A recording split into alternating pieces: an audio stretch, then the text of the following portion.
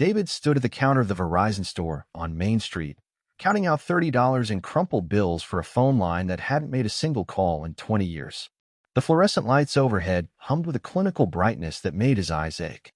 Around him, the world moved at the speed of fiber optics and 5G data plans. Teenagers in hoodies tapped furiously on glass screens, and a young couple argued softly about upgrading to the latest model. In the middle of this digital river, David felt like a stone, heavy, immobile, and weathered by time. He smoothed out a $5 bill, pressing the wrinkled face of Lincoln flat against the pristine white countertop.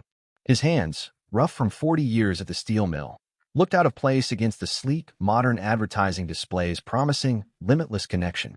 "That should be it," David said, his voice raspy. He pushed the small pile of cash toward the clerk. The clerk, a young man named Jason, whose name tag was crooked, sighed audibly. He didn't look at David. His eyes were glued to his computer monitor. "Mr. Porter, you can set up autopay, right? You come in here every month. It would save you the trip." "I like the trip," David replied, his tone mild but firm. "I like the receipt. Paper proves it's paid." Jason took the money, typing rapidly. David noticed the clerk glance sideways at a coworker, a girl with bright blue hair stocking phone cases. Jason leaned in slightly, lowering his voice just enough to be discreet, but not enough to escape David's hearing. "It's the ghost line," Jason whispered, a smirk tugging at the corner of his mouth. "Old guy pays for a dead number. 2 decades. Never uses a single minute." David didn't flinch. He didn't stiffen. He simply stared at the wall behind Jason, where a poster showed a smiling family video chatting on a tablet. The town of Ruston was small. Everyone knew everyone's business, and everyone knew David Porter's tragedy.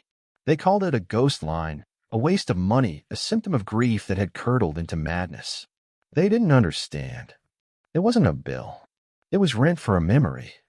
As long as that line was active, as long as those digits existed in the database, Michael wasn't entirely erased. Jason handed over the receipt. "You're all set, Mr. Porter. See you next month, I guess." "Thank you, Jason." David folded the receipt carefully and placed it in his breast pocket, right over his heart. He stepped out of the store and into the biting chill of a Pennsylvania November. The sky was the color of a bruised plum, heavy with the threat of freezing rain. Main Street was beginning to change. Pumpkins were rotting on porches, being replaced by early Christmas wreaths, and the hardware store window was plastered with aggressive orange flyers for Black Friday blowouts. The wind cut through his flannel jacket, but David walked slowly, refusing to hunch against the cold. He made his way 3 blocks down to Joe's Diner. It was a ritual as sacred as the phone bill. The bell above the door jingled, announcing his arrival into a world that smelled of frying bacon, stale coffee, and damp coats. The usual day, Martha didn't wait for an answer. She was already pouring a mug of black coffee before he even sat down at his booth by the window. Martha had owned this place since before Michael was born. She had gray hair pulled back in a no-nonsense bun and eyes that had seen enough hardship to be kind. She slid a slice of pumpkin pie onto the table. "On the house today," she said, wiping her hands on her apron. "You look like you need the sugar." David wrapped his cold hands around the warm mug. "You're running a business, Martha. You can't give away inventory. I can do whatever I want. I'm the boss." She sat down opposite him, the vinyl booth creaking. She watched him for a moment, her expression softening into that pity he hated but tolerated because it came from her. "I saw you walking from the phone store. You paid it again." David took a sip of coffee. It was bitter and hot, just the way he liked it. "It was due." "David," Martha said, her voice dropping to a gentle murmur. "It's November. Thanksgiving is next week. That $30, you could buy a nice turkey. You could invite your brother from Ohio. You could buy yourself a new coat. That jacket is threadbare." "I'm not hungry for turkey," David said, looking out the window at the gray street. "And the jacket is fine. It's been 20 years, she pressed, reaching out to touch his arm. Her hand was warm. "You're holding on to Ash, David. Michael is gone. Keeping a copper wire connected to an empty house isn't going to bring him back. It's just keeping you stuck in a graveyard." David pulled his arm back gently. He looked at Martha, really looked at her. He saw the lines of worry on her face, the genuine care. She was the closest thing to a friend he had left, the only one who dared to speak the truth to his face instead of whispering it behind a counter. "It's not Ash, Martha," he said softly. "It's a connection. It's the only thing I have left that was his. If I cancel that line, it's like burying him a second time. And I don't think I have the strength to pick up the shovel again." Martha sighed, a sound of defeat. She stood up and went behind the counter, returning a moment later with a foil-covered dish. "I made a casserole. Chicken and wild rice. It's too much for just me. Take it home. Put it in the oven at 350 for 20 minutes. And don't argue with me, David Porter, or I'll ban you from this diner." He managed a weak smile. "Thanks, Martha." The walk home was lonelier than the walk there. His house stood at the end of a cul-de-sac on the edge of town, a two-story colonial that had once been white but was now a peeling shade of gray. It was too big for one man. It had been too big for 20 years. Inside, the air was still and silent. It smelled of old paper, lemon polish, and the distinct dusty scent of time standing still. David placed the casserole in the fridge next to a carton of milk and a single apple. He wasn't hungry. He walked into the living room and sat in his armchair. The house settled around him, the wooden beams groaning in the wind. Tick-tock, tick-tock. The grandfather clock in the hall marked the seconds of a life he was merely enduring, not living. On the small side table next to his chair sat the phone. It was an old rotary model, heavy and black, connected to the wall jack. He kept it dusted. He kept the cord untangled. For the next few hours, David sat there as the daylight faded into the heavy black of night. He didn't turn on the TV. He didn't read the newspaper. He just sat with his ghosts. Occasionally, he would speak into the silence. "I pay the bill today, Mike," he whispered to the empty room. "They tried to tell me to stop again, but I didn't listen. I know you're not there. I know that. But just in case." Just in case of what? He didn't know. A miracle? Glitch in the universe? Or maybe he just needed to believe that somewhere, across the vast dark ocean of death, a signal could still get through. Exhaustion eventually pulled at his eyelids. He drifted into a restless sleep right there in the chair, his chin dropping to his chest. Outside, the wind howled, rattling the window panes.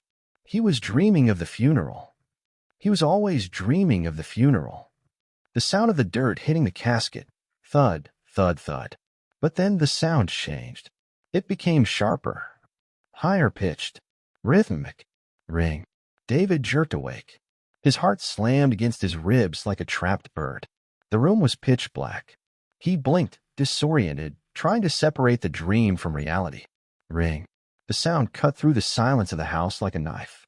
It was loud, shrill, impossible. David stared at the black shape on the side table. The phone. The phone that hadn't rung in 20 years. The phone that only telemarketers used to call before he blocked everyone except family, and he had no family left. Ring. He scrambled to sit up, his joints popping. He fumbled for the lamp switch, knocking over a coaster. The light flooded the room, harsh and yellow. The phone sat there, vibrating with the mechanical energy of the ring. Ring. He stared at the caller ID box attached to the line, a piece of technology he had installed years ago and never looked at. The small LCD screen was glowing green. Black letters marched across it. Michael. The air left David's lungs in a rush. The world tilted on its axis. It couldn't be. It was a prank. A cruel, sick joke by the kids in town. Jason at the store must have told someone. They were messing with a crazy old man. Ring. But the name. It said Michael. That was the name on the account. That was the name associated with a number he paid $30 for every month. David reached out. His arm felt like it belonged to someone else. It felt heavy numb. He could hear his own pulse roaring in his ears, louder than the storm outside.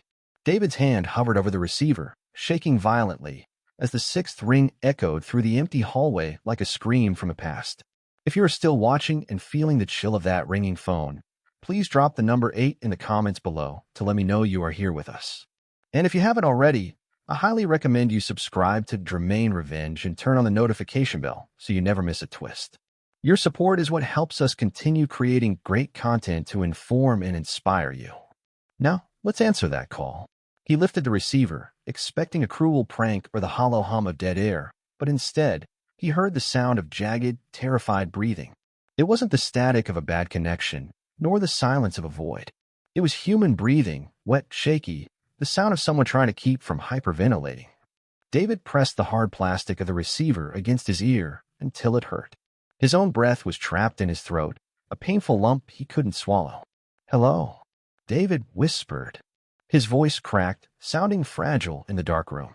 For 3 seconds, there was no answer, only that desperate respiration. Then a single word. "Dad." The word hit David like a physical blow to the chest. It wasn't a man's voice. It wasn't a recording. It was the voice of a 19-year-old boy. It was the specific timbre and cadence he had listened to for 2 decades in his memory, the voice that had laughed over breakfast and shouted during football games. "Michael." David choked out. Tears instantly blurred his vision, hot and stinging. "Michael, is that you?" "Dad, where am I?" The voice on the other end was rising in panic, trembling. "It's so dark. I don't know where I am. Nothing makes sense. You're..." David struggled to find words that fit a reality that had just shattered. "Michael, listen to me. You're okay. Just tell me what you see." "I don't see anything," Michael sobbed. "I remember the truck. I remember the headlights coming at me, Dad. I remember the glass breaking. And then, I just woke up here. But it feels wrong. My hands, they look wrong. The room smells old. Why aren't you here? Why am I alone?" David gripped the phone cord, winding it around his finger tight enough to cut off circulation. 20 years ago, another voice had spoken to him in the middle of the night, a police officer with a heavy, apologetic tone telling him there had been an accident on Route 9. That voice had ended his life. This voice, terrifying and impossible, was restarting it. "I'm coming," David said, the promise spilling out of him instinctively. "I'm coming to get you, son. Just stay on the line. Don't hang up." "I'm scared, Dad," Michael whispered, sounding so young, so lost. I think I died." "Did I die?"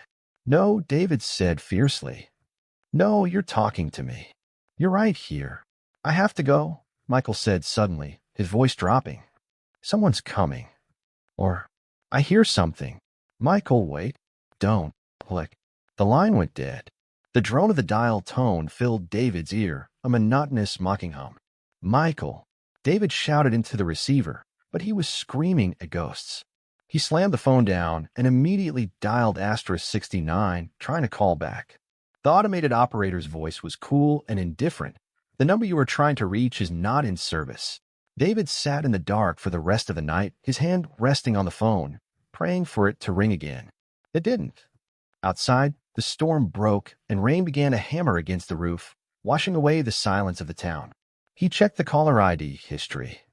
There it was, glowing in the gloom. Michael, 2:47 a.m. to 9:43.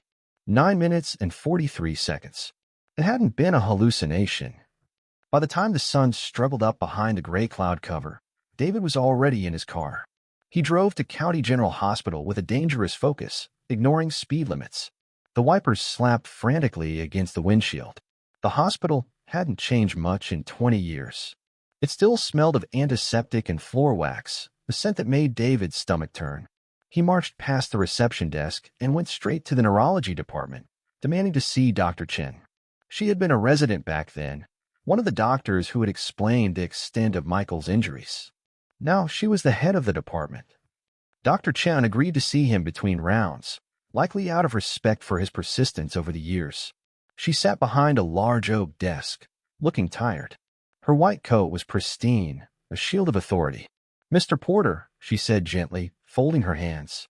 "I understand you're upset, but what you're asking for, pulling 20-year-old physical archives, it's not simple. And frankly, I'm concerned about why you want them." "He called me," David said. He knew how he sounded, crazy, desperate, the grieving father who finally snapped. "Last night, my son called me." Dr. Chen's expression didn't change, but her eyes softened with professional pity. "David, it's November. The holidays are approaching. It's very common for grief to manifest in auditory ways during times of high emotional stress. We call them grief hallucinations. The mind wants so badly to hear a loved one that it creates the stimulus. It wasn't a hallucination. David pulled his cell phone out. He had taken a picture of the landline's caller ID screen. He shoved it across the desk. Look, the log. It says Michael. Dr. Chen glanced at the photo, but sighed. Tech glitches happen, David. Old landlines cross wires. Or someone spoofed the number. It's cruel, but it happens. He knew about the truck. David insisted, his voice rising. He knew about the accident. He said he woke up and his hands looked wrong. He was scared, Sarah. He was scared. David, please. She used his first name, trying to bridge the gap. I cannot violate HIPAA regulations or hospital protocol to dig up closed files based on a phone glitch. Your son died in this hospital. I was there. You identified him. We have the death certificate. She stood up, signaling the end of the meeting. I can give you the number for a grief counselor. She's wonderful with long-term trauma. David took the card she offered, not because he wanted it, but because he didn't want to cause a scene. He felt small. He felt like a child being scolded for believing in Santa Claus. The weight of the institution, the white coats, the diplomas on the wall, it was all designed to make him feel like his reality was incorrect. He walked out of the hospital into the pouring rain. The water soaked his flannel jacket instantly. He drove home in a daze, the windshield wipers keeping time with his own doubts. Maybe she's right, a treacherous voice whispered in his head. Maybe I am finally losing it. Maybe I just wanted it, so bad I broke my own mind. He entered his silent, empty house. The casserole Martha had given him was still on the counter, untouched. He sat back down in his armchair, wet coat and all, staring at the phone. It looked just like a piece of plastic now. An object, not a conduit to the afterlife. He closed his eyes, leaning his head back. He was exhausted. He was old. He was alone. Ring. David's eyes snapped open. Ring. It wasn't a dream. It was loud and real and demanding. He snatched the receiver up before the second ring could finish, holding it with both hands.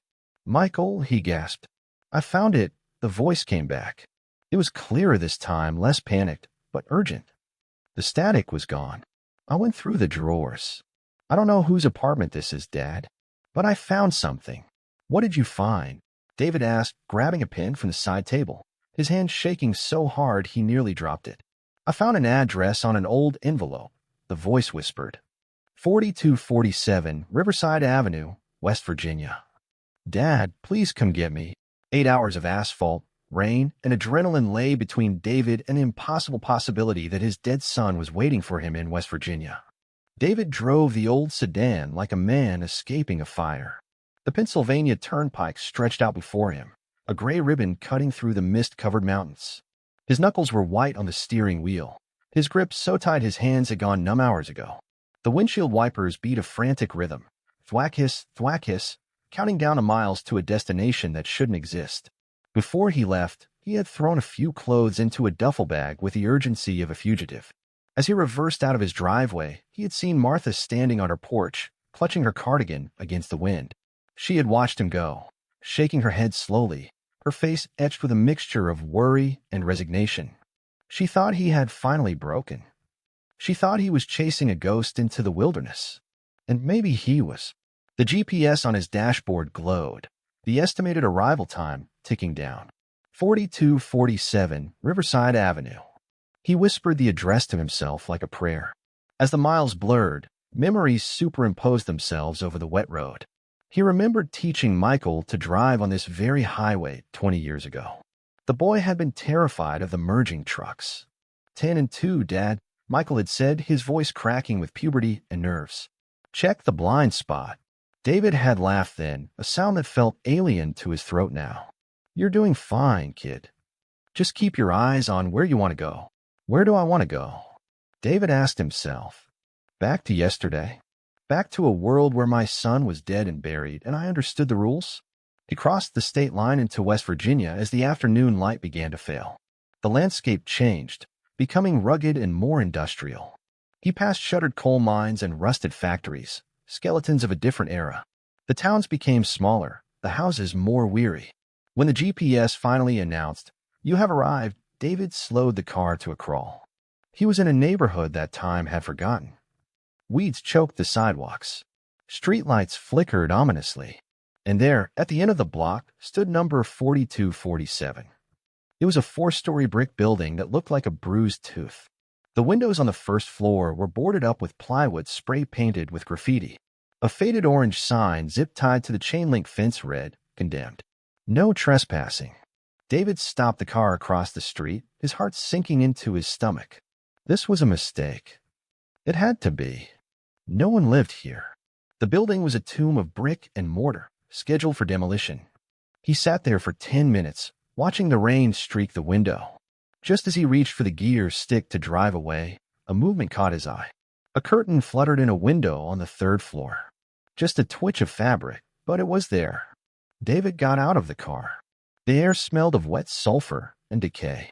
He pulled his collar up and crossed the street, stepping through a gap in the broken fence. "Hey, you don't belong here, old man." The voice came from the shadows of the alley. A man stepped out, his face hidden by a grime-streaked hood, a cigarette dangling from his lip. He looked David up and down with eyes that assessed value and threat in a single second. "I'm looking for someone," David said, surprised by the steadiness of his own voice. "Apartment 8. The man laughed, a harsh, barking sound. "Ain't nobody inside there, but rats and ghosts. Pop Place has been empty for 5 years. City cut the power last winter." "I saw a light," David lied. The man spat on the ground. "Suit yourself. But don't say I didn't warn you when the floor gives out." David pushed past him and found the side door. It was unlocked, the jam splintered from years of forced entry. He stepped inside. The smell hit him instantly, mold, damp rot, and stale urine. He clicked on his phone's flashlight, the beam cutting through the gloom. The hallway was a tunnel of peeling wallpaper and trash. Apartment 1 stood open, revealing a gutted interior. Apartment 2 was boarded shut. David climbed the stairs, the wood groaning under his weight. "This is insanity," his mind screamed. "Go home. Go back to the safety of your grief." But his feet kept moving. Second floor. Third floor. At the end of the third floor hallway, the atmosphere shifted. The air grew less heavy. The trash on the floor disappeared. And there, at the end of the corridor, was a door that didn't belong. It was painted a fresh, clean white. The brass number 8 nailed to the center was polished and gleaming. A doormat, a simple, clean welcome mat, sat in front of the threshold. David stood before it, his breath trembling. In a building of rot, this door was a pristine anomaly. He reached out and turned the knob. It turned smoothly. He pushed the door open and stepped inside. He stopped. He blinked. The apartment was warm. A small electric heater hummed in the corner, plugged into an extension cord that ran out the window, likely stealing power from a nearby pole. But it wasn't just the warmth. It was the smell. Coffee. Freshly brewed coffee and lemon soap. David walked into the living room, his flashlight unnecessary now as the streetlights outside filtered through clean curtains. The room was furnished. A modest sofa, a bookshelf filled with paperbacks, a small television. It looked like a home. But it was the walls that made David's knees buckle. They were covered in framed photographs. Dozens of them. David stumbled forward, reaching out to touch a frame. It was a photo of him and his late wife, taken 30 years ago on a beach in Jersey. He had the original in a shoebox in his attic. How was it here? He moved to the next one. Michael, age 10, blowing out candles. Next, Michael, age 18, in his prom tuxedo. Then David gasped, a sound that tore from his throat. The next photo showed Michael standing in front of a river, holding a fishing rod. But this wasn't the boy David knew. This Michael had a beard. There were crow's feet around his eyes. He looked older. He looked 25. David moved frantically down the line. Michael in a graduation gown from a community college David didn't recognize. Michael sitting at a bar with strangers, raising a beer, looking 30 years old. Michael standing in front of this building, wearing a factory uniform, looking exhausted but alive. These were memories that shouldn't exist. These were stolen years. How? David whispered. How is this possible? He was shaking violently now. He walked into the small kitchenette. The sink was clean. A half-finished mug of coffee sat on a counter, still lukewarm. Someone had been here minutes ago. On the refrigerator, held up by a magnet shaped like a Cleveland Browns helmet, was a piece of lined notebook paper. The handwriting was messy scrawled, but David would recognize those looped L's and sharp T's anywhere. It was the handwriting of a boy who hated homework. David picked up a handwritten note on the fridge, the ink fresh. My name is Marcus, but in my dreams I call you Dad. Who am I? If you are still watching and find these hidden details valuable, please comment with a number 1 below to let me know you are here. And if you haven't subscribed yet, I highly recommend you subscribe to Dramaine Revenge and turn on the bell so you don't miss any videos. Your support helps us continue creating great content to inform and inspire you. Now let's continue. Under the harsh, buzzing sodium lights of the Moorfield manufacturing parking lot, David watched a stranger walk toward him with his dead son's limp. It was 11 p.m., and the shift change whistle had just blown, sending a stream of weary men and women out into the biting November wind. They huddled into their coats, lighting cigarettes and hurrying toward their cars, eager to escape the grinding noise of the machinery behind them. David sat in his sedan, the heater running on low, his eyes scanning every face that passed under the yellow glow of the street lamps. He held the steering wheel with a grip that made his knuckles ache, his breath fogging the glass in shallow, anxious puffs. Then he saw him. The man was tall, wearing a navy blue work uniform with a name patch stitched over the pocket. He looked nothing like the 19-year-old boy David had buried. This man was heavy-set in the shoulders, his face weathered by sun and stress, with lines etched deep around his eyes. He had a shadow of a beard, graying at the chin. He looked like a man who had lived a hard life, a life of double shifts and cheap dinners. But then the man stumbled slightly on a patch of uneven asphalt.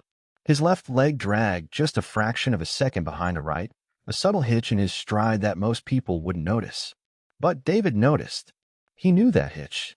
It was the lingering ghost of a high school football injury, a torn ACL that had cost Michael his senior season. David stopped breathing. The man reached a battered Honda Civic and paused, fishing for his keys. He sighed, a puff of white steam escaping his lips, and then, without thinking, he reached up and ran his hand through his hair, pushing it back from his forehead with a sharp, frustrated gesture. The world stopped. The noise of the factory faded into a dull hum. David had watched Michael do that exact thing 1,000 times. Over homework, over girls, over a broken carburetor. It was a gesture so specific, so genetically imprinted, that it couldn't be copied. David opened his car door. The cold air hit him, but he didn't feel it. He walked across the asphalt, his legs feeling like they were moving through deep water. "Excuse me," David called out. His voice was lost in the wind. He tried again, louder. "Hey." The man in the blue uniform turned around. He looked guarded, his eyes narrowing as he assessed the older man approaching him in the dark parking lot. "Can I help you, Pops?" "You lost." David stopped 5 feet away. Up close, the resemblance was there, buried under 20 years of erosion. The eyes were the same, hazel with flecks of green. But they looked at David with zero recognition. There was no spark, no dad, just the wary patience of a stranger dealing with a confused senior citizen. David's voice failed him. What could he say? "I'm your father. You died in 2005? "I'm looking for Marcus," he improvised, his heart hammering against his ribs like a trapped bird. The man relaxed slightly, but his hand stayed near his car door. "That's me. Marcus Powell.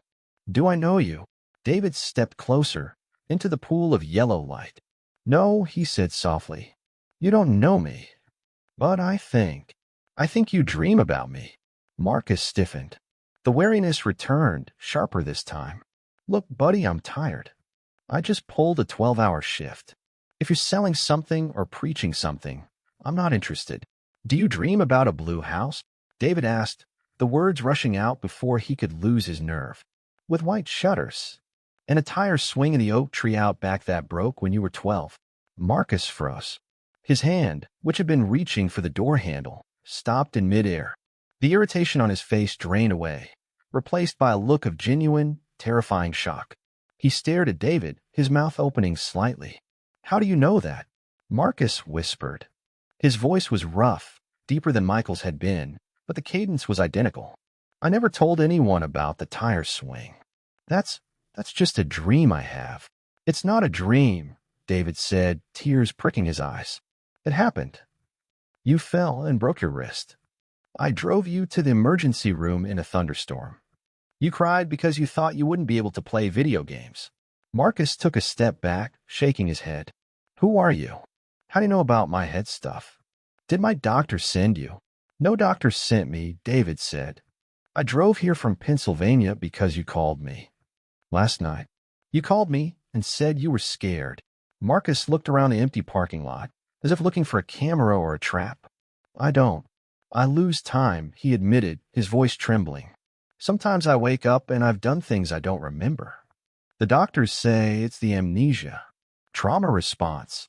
He looked back at David, his eyes searching the older man's face, tracing the lines of a history he couldn't read.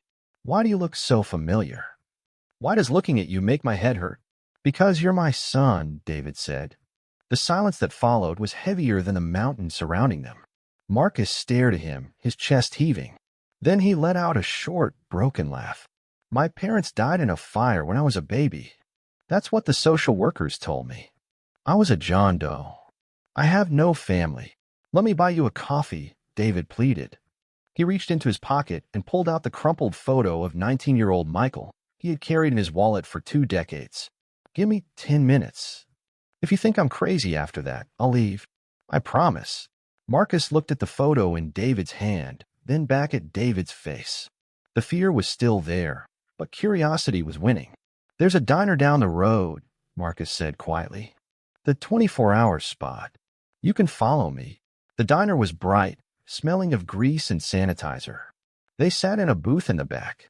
David watched Marcus order black coffee, the same way Michael drank it.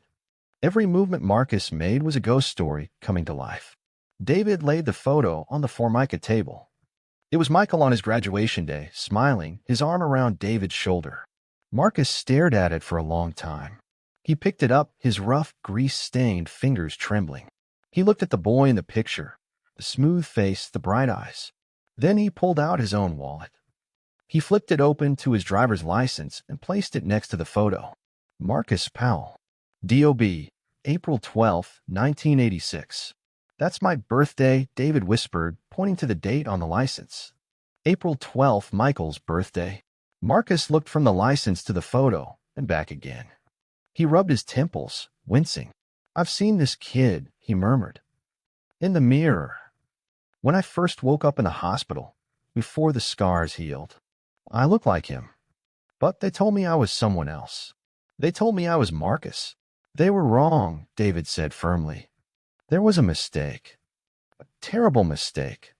You were in an accident. A truck hit you. You didn't die, Michael. You just got lost. Michael, Marcus tested the name on his tongue. It sounded foreign, yet resonant. He looked up at David, his eyes wet. If I'm him, if I'm your son, why didn't you come for me? Why did I spend 20 years alone in a rooming house not knowing who I was? The question was an arrow to David's heart. I buried you, David choked out, the confession tearing his throat. I buried a body they told me was yours. I visited a grave every Sunday for 20 years. I didn't know. God help me, I didn't know. He reached into his jacket pocket and pulled out the small, sterile package Dr. Chen had given him. The DNA test kit. It looked so insignificant, just a plastic wrapper and a cotton swab, but it contained the power to rewrite history. The doctor back home.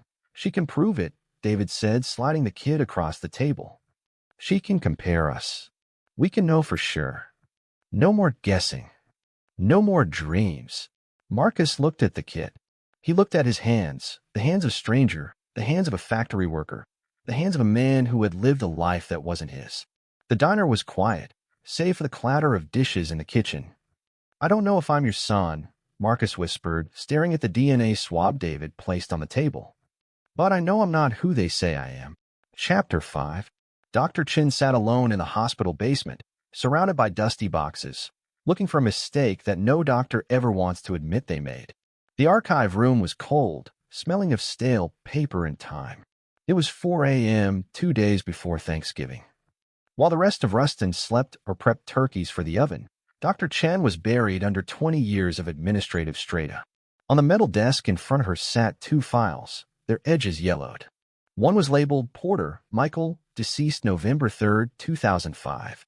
The other was labeled John Doe, later Powell Marcus, admitted November 3, 2005. She adjusted her glasses, her eyes burning from hours of reading barely legible handwriting. She had sent the DNA sample to the lab with a rush order, pulling every favor she had from med school colleagues. But while science took its time, she needed logic. She needed to understand how a level 1 trauma center could lose a person. And then, on page 42 of the night shift log, she found it. Mass casualty event, she whispered, tracing the line with her finger. Bus rollover, Route 9. The memories came flooding back. She had been a first-year resident that night. The ER had been a war zone. A Greyhound bus had skidded on ice, flipping into a ditch. 20 victims came in at once. Yes, screaming. Doctors running between bays. And in the middle of that storm, 2 separate car accident victims had arrived via ambulance within 6 minutes of each other. She looked at the intake times. Patient A, Porter, arrived 11:42 p.m. Patient B, Doe, arrived 11:48 p.m. Both young males. Both with severe facial trauma, swelling, and lacerations that rendered them unrecognizable. Both wearing jeans and flannel shirts, the uniform of every boy in Pennsylvania that year. In the mayhem, charts were placed on gurneys. A nurse, overwhelmed by the screaming bus victims, might have swapped a clipboard. A wristband might have been printed with the wrong ID. Dr. Chin closed her eyes. It was the fog of war. David Porter had been called in to identify his son at 2 a.m. He was in shock. He saw a boy with Michael's hair, Michael's build, wearing Michael's clothes, lying dead. His brain, desperate to process the trauma, accepted the unacceptable. He didn't question it because parents don't look for hope in a morgue. They look for closure. Her phone buzzed on the desk. It was the lab. She picked it up, her hand trembling slightly. She listened for 30 seconds. "Thank you," she said, her voice hollow. "Fax it to me immediately." She hung up and dialed David's number. David was sitting at his kitchen table. Martha was there, fussing over a pot of tea that neither of them wanted. She had come over as soon as he returned from West Virginia, listening to his impossible story about the man in the factory parking lot. She hadn't called him crazy. She had just held his hand. When the phone rang, David stared at it. It wasn't the old rotary phone this time. It was his cell. "Hello." "David," Dr. Chin's voice was stripped of all its professional distance. "I have the results." The silence stretched, tight as a piano wire. David could hear Martha's breathing across the table. "It's a match," Dr. Chin said.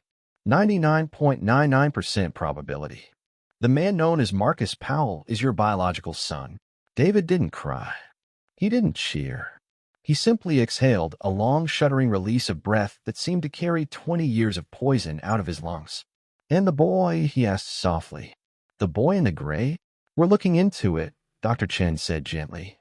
"Likely a runaway or a transient involved in the second crash. But, David, Michael is alive. The mistake was ours. And I am so sorry." David hung up. He looked at Martha. "It's him," he whispered. Martha covered her mouth, tears streaming down her face. "Go," she said, shooing him toward the door. "Go get him." "Not yet," David said. He grabbed his coat. "I have to do one thing first."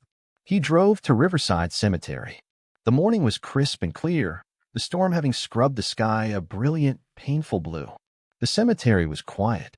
He parked his car and walked the familiar path to the oak tree, the path he had worn into the grass over 1,000 Sundays. The headstone was there, gray and solemn. Michael James Porter, beloved son. For the first time in 2 decades, David looked at the grave and didn't feel the crushing weight of loss. He felt a profound, aching sadness, but it was different. It was pity.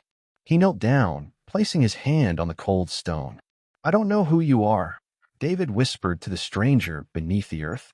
"I don't know your name. I don't know if anyone is looking for you. But you weren't alone. For 20 years, you had a father. I bought you flowers. I told you about my day. I grieved for you." He wiped a dry leaf from the base of the stone.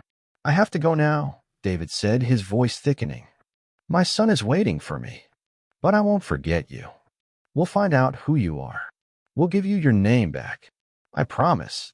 He stood up, his knees cracking. He felt lighter, as if the gravity of the earth had lessened. The fog that he had lived in since that night in the hospital, the fog Dr. Chen had talked about, the fog that made him identify the wrong boy, was finally lifting. He wasn't a crazy old man paying a phone bill for a ghost. He was a father who had refused to let the signal die. He turned to leave, walking back toward the wrought iron gates. A car pulled up to the curb just outside the entrance. It was a battered Honda Civic, rusted at the wheel wells. The engine cut out, sputtering into silence. The driver's door opened. A man stepped out. He was wearing clean jeans and a button-down shirt that looked like it had been bought yesterday, probably for this exact moment. He walked with a limp, his heavy boots crunching on the gravel. David stopped. He stood in the middle of the cemetery road, his hands hanging by his sides. The man walked past the gate and stopped 10 feet away. He looked at the rows of headstones, then at David. His face was a map of conflict, fear of the unknown battling with a deep, instinctual pull toward the man standing before him. He held a piece of paper in his hand, the fax DNA results Dr. Chen must have sent him to. They stood there, two strangers connected by blood and a miracle, separated by 20 years of silence. The wind rustled the dry leaves around them. Michael took a hesitant step forward, his voice cracking as he spoke the word he hadn't dared to use in 20 years. Dad? The turkey was far too big for one person, but for the first time in 20 years, David wasn't setting the table for a ghost. The dining room, usually kept in a state of museum-like preservation, was alive with the scents of sage, roasted onions, and sweet potato casserole. Outside, the November sky had turned a deep, bruised purple as evening set in, but inside, the golden light of the chandelier reflected off polished silverware and china plates that hadn't seen a meal since 2005. David moved around the kitchen with a nervous energy that made him feel 30 years younger. He checked the oven timer. He adjusted the centerpiece of autumn leaves and miniature pumpkins. He straightened the stack of napkins for the 4th time. On the refrigerator, held in place by the same magnet that had held Michael's desperate note, was the Verizon bill. The receipt David had fought for at the store just weeks ago. It wasn't a symbol of grief anymore. It was a trophy. It was proof that stubbornness, when fueled by love, could bend reality. Do you need help with the gravy? The voice came from the doorway. David turned. Michael stood there, holding a potato masher like he wasn't quite sure what to do with it. He had shaved the rough stubble from his face, revealing the jawline David remembered, though it was heavier now, set with the resolve of a man who would survive a long winter. He was wearing a flannel shirt David had bought him yesterday, a size larger than the ones hanging in the closet upstairs. The gravy is Martha's territory, David said, smiling. She'd slap my hand if I touched it. But you can carve. If you want. Michael hesitated, looking at the massive golden-brown bird resting on the cutting board. I don't know if I remember how. Marcus, the guy I've been, he usually just bought deli meat. Your hands might remember what your head doesn't, David said gently, handing him the electric carving knife. Muscle memory. You used to insist on doing it when you were 16. Said I made the slices too thick. Michael took the knife. He turned it over in his hands, the weight of it seeming to settle something in his nervous system. He switched it on. The hum filled the kitchen. Without looking up, he positioned the blade and began to slice, clean, perfect cuts against the grain, separating the white meat from the bone with a surgeon's precision. He stopped, staring at his own hands. I did this before, he whispered. I know this. Welcome back, David said, his throat tight. The doorbell rang, announcing Martha's arrival. She swept in carrying a green bean casserole and a bottle of sparkling cider, her face flushed from the cold. When she saw Michael standing in the kitchen, carving the turkey, she stopped dead in her tracks. She put a hand over her mouth, her eyes welling up, but she quickly waved it away. Well, she said, her voice trembling only slightly. I see you didn't burn the house down, Dave. That's a start. They sat down as the wind howled outside, rattling the panes, but the noise felt distant, powerless against the warmth of the room. David sat at the head of the table. Michael sat to his right, Martha to his left. The empty chair, the one that had sat opposite David for 2 decades of silent, lonely dinners, was finally occupied. We should make a toast, Martha said, pouring the cider. She raised her glass, looking from the old man to the son who had returned from the dead, to the number that was never deleted, and to the man stubborn enough to pay the bill. Michael lowered his head, staring at his plate. I need to tell you something, he said softly. About the phone. David put his glass down. What is it? I remembered something today. A fragment. Michael looked up, his hazel eyes intense. About 5 years ago, I was living in a shelter in Ohio before I got the factory job. I was having a bad night. The dreams were bad. I found a payphone. I didn't know who I was calling, but my fingers just punched in the number. 7 digits. Instinct. David leaned forward, his heart skipping a beat. You called. I called. Michael nodded. It rang and rang, but I hung up before anyone answered. I thought I was crazy. I thought, who calls a number they don't know? I thought it wouldn't work. He reached out and touched David's hand, his grip rough and warm. If you had canceled that line, if you had missed a payment, if you had listened to everyone who told you to let go, I would have gotten a disconnected message, and I would have stopped trying. I never would have called again. David looked at the bill on the fridge. He thought about the young clerk at the store, the whispers, the pity. He thought about the $30 a month, $7,200 over 20 years. The price of a used car. The price of a miracle. I was never going to cancel it, David said thickly. Not as long as I was breathing. The meal was a blur of flavors David hadn't truly tasted in years. They talked. Not about the accident, or the hospital errors, or the lost years. They talked about the future. Michael talked about his job at the factory, about how he was good with machines. David talked about the garden he wanted to plant in the spring. They were building a bridge, plank by plank, over the chasm of time. After dinner, while Martha started loading the dishwasher, David walked out into the hallway. The house was warm, smelling of cinnamon and coffee. He went to the side table where the rotary phone sat. The black plastic was gleaming under the hall light. For 20 years, this object had been his master, his tormentor, and his only hope. It had anchored him to the past. David reached down. He didn't hesitate. He grasped the phone cord where it plugged into the wall jack. Dad. Michael appeared in the hallway, wiping his hands on a towel. Everything okay? David looked at his son. He saw the scars, the gray hairs, the life lived in the shadows. But he also saw the boy who had come home. Yeah, David said. Everything is perfect. With a firm tug, he pulled the plug from the wall. The connection severed with a soft click. The line was dead. The wait was over. He wouldn't need to pay the bill next month. He wouldn't need to listen for a ring in the middle of the night. The voice he had been paying to hear was no longer trapped in the wires. It was right here, standing on the rug, asking if he wanted coffee. David smiled, a genuine, bone-deep smile that reached his eyes. He walked over and put his arm around his son's shoulders. They were solid. Real. Come on, David said, guiding him back toward the light of the kitchen. Let's have some pie.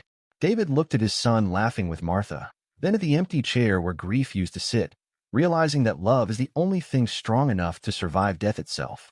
For 20 years, a simple $30 bill was the only thread tethering a father's heart to a memory, proving that unconditional love is simply the refusal to ever say goodbye. David's journey reminds us that miracles often hide behind the appearances we are too quick to judge, and that hope, when patient enough, can bridge the gap between life and death. If this reunion brought warmth to your heart, please share your light in the comments below. Join our Dramaine Revenge family by subscribing today, because here, we believe that love always finds its way home.